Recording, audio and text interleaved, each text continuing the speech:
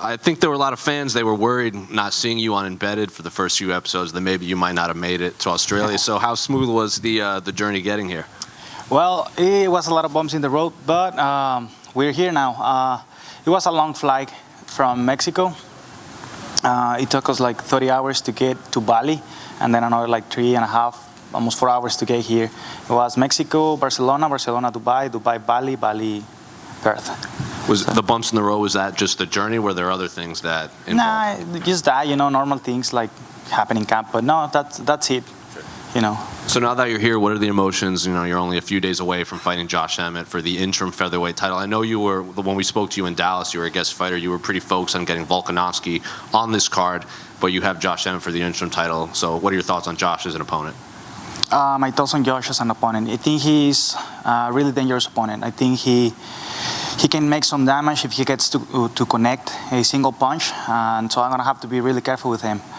He's a guy that I really respect. He's doing this for the right reasons, and I expecting him to bring the best of him, so it's a war as always.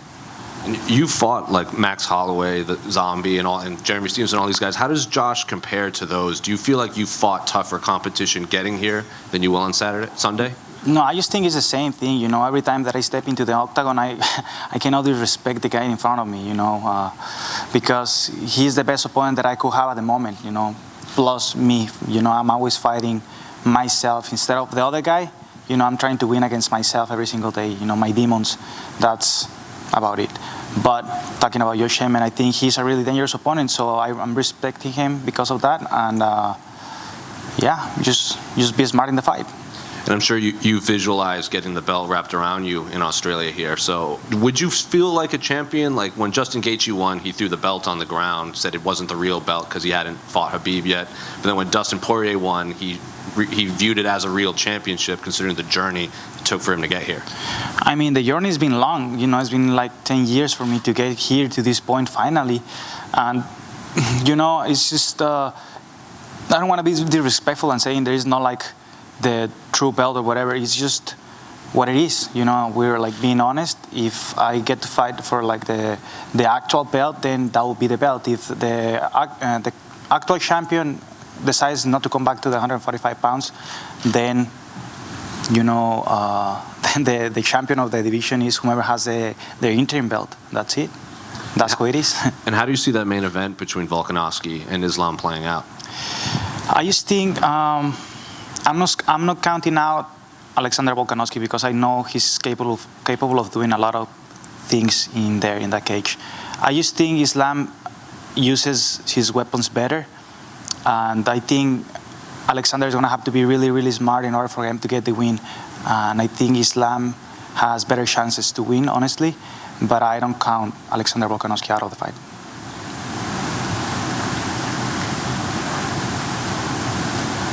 How you going, mate? This is the furthest you've had to travel for a UFC fight. How do you think the jet lag and just the effort it takes to travel is going to affect you? And did you come a bit early to kind of acclimatise and that sort of thing?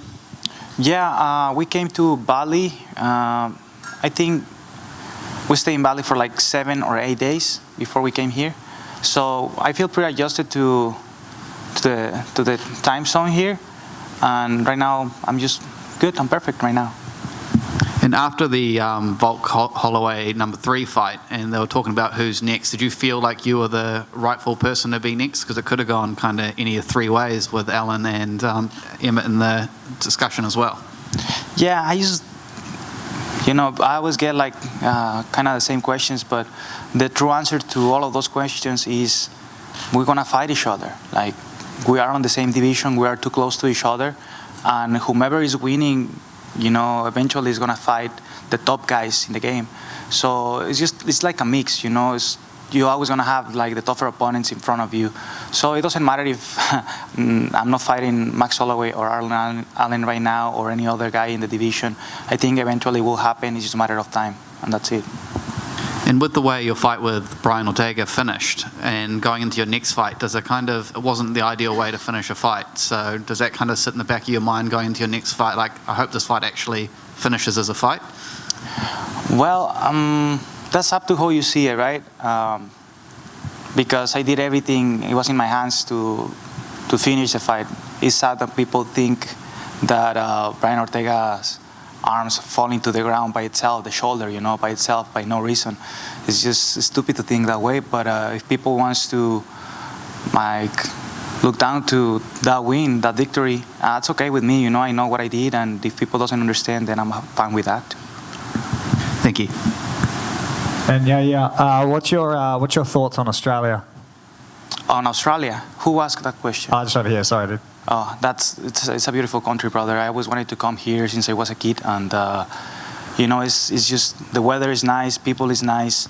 I haven't been able to really taste the food here because, of course, I'm on a diet, But my family went out yesterday. Everything looks delicious, and I can't wait to enjoy the country a little more.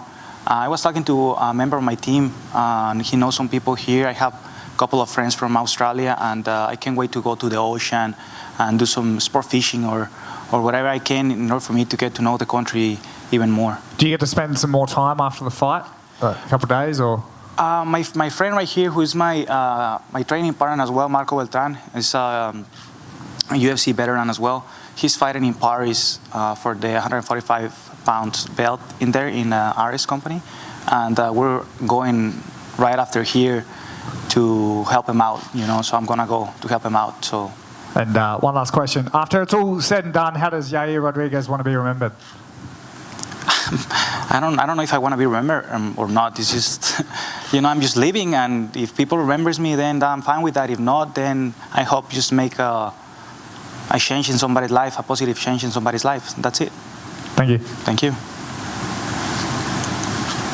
Jared, one more. How do you see the match between Max Holloway and Arnold Allen playing out? That was just announced. Well, I think Max Holloway has more tools than what people think. And it was probably the toughest fight I ever had. It's really, really tough. And I think Allen has really good opportunities against Max Holloway, especially if he's in submitting him, because he's really good in the ground. But I think just Max Holloway is so experienced, bro. So experienced, not because of no reason. He was one of the best pound for pound ever. So I just think the experience is going to play a big role in that fight. Then last one for me, I have to ask, we saw your reaction when Brandon Moreno won the interim title in Dallas. That clip kind of went viral. You didn't get to watch it there in person when he won the undisputed belt in Brazil. So how did you react at home watching Brandon win? No, I was pumped, but I was hanging out with my coaches and some of my friends in my friend's house in Mexico, and I was just sitting there in the floor, enjoying the fight, and I was fired up because I saw Figueiredo throwing some,